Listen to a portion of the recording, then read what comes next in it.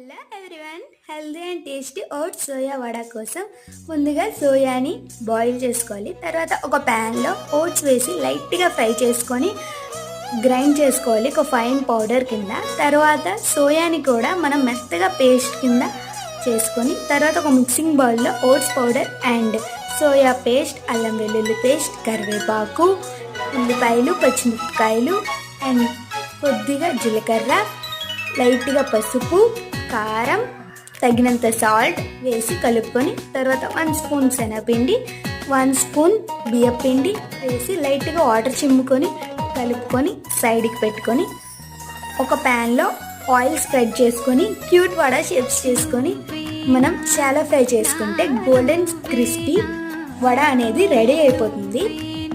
టిఫిన్లోకి కానీ స్నాక్స్లోకి కానీ even diet చేసే వాళ్ళు కూడా ఎంజాయ్ చేయొచ్చు. Thank you for watching. Do subscribe.